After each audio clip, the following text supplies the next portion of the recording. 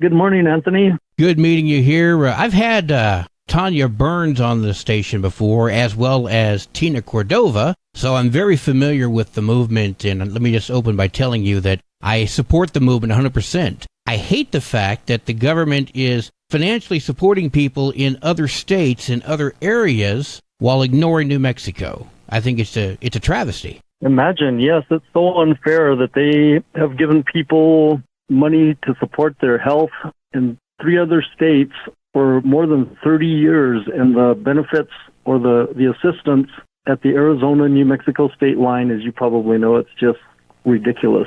We're speaking with Paul Pino with the Tularosa Downwinders. Now, Paul, KLH serves Alamogordo, Tularosa. The Trinity site is pretty important to the people here, and people in this area are very, very familiar with the fallout. I've heard a lot about this movie that you're promoting, First We Bomb New Mexico, especially since it's right at our backyard. But tell me a little bit more about it, please. Wow, would I love to do that.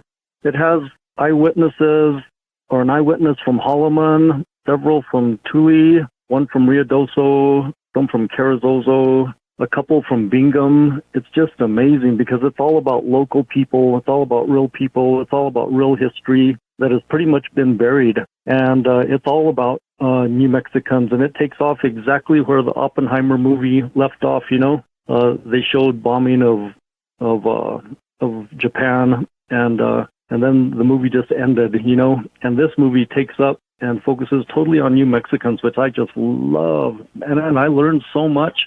And I'm with the Tularosa Basin Downwinders Consortium on the steering committee, and still watching this movie, I learned so much. She has testimony from doctors that lived and worked in Tularosa or Ruidoso, experts from the East Coast. I think she might have even traveled to Europe to get some documentation on nuclear tests and things like that. So it's very informative.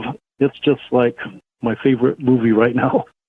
I've heard a lot of good things about it, and unfortunately I cannot make the trip to Cruces, but that doesn't mean I'm not going to see it at some point. But tell me about this trip to Cruces. It's happening this Sunday. What do people need to do to get on board to watch this movie in Cruces? All right. You could give me a call or email me, and they're going to pick up at 11 a.m. at the community center at 1050 North Bookout Road in Tularosa, New Mexico. And we're going to have a 56-passenger bus that has a bathroom. You can bring your beverages and food. And so it's going to be real comfortable, and it's free. And the tickets to the movie are only about $10.30, and you can find them at the Las Cruces International Film Festival website.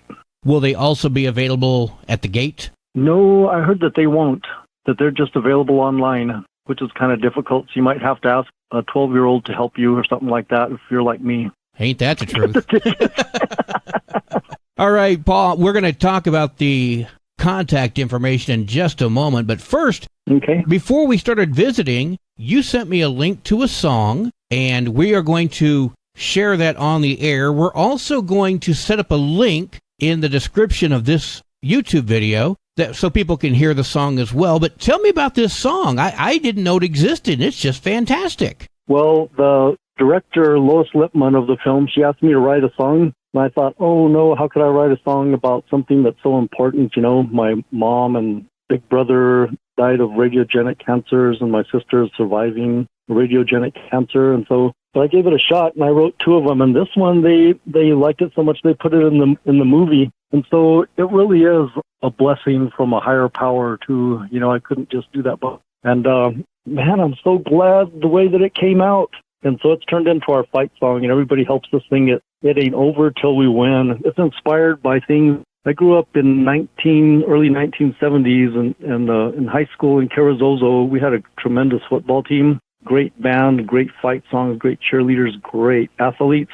And man, we had a really fighting spirit. And so I wrote the song kind of in that fighting spirit, positive mode, because, for us, it's not over until we win.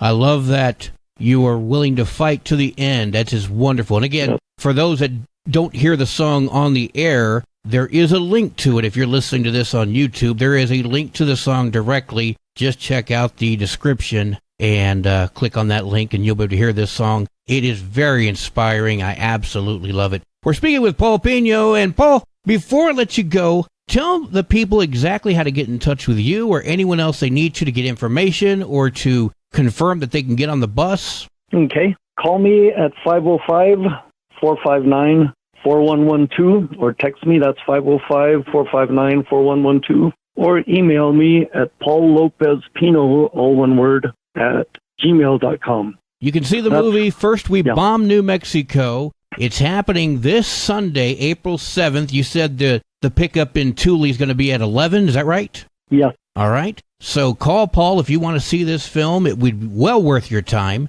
And it's a very important film. Then they bring you home afterwards. So this is just wonderful. Paul, before I let you go, what else do you have to say to the people? You could check out our website. It's called trinitydownwinders.com. That's for the Tularosa Basin Downwinders Consortium, and it has a lot of personal letters in there about people that witnessed the bomb and what they've been living with ever since.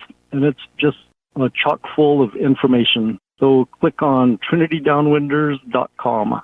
But thank you so much, Anthony. I love Alamogordo. And I wanted to add also that the only team we ever lost to in Carrizosa Grizzlies was Tularosa.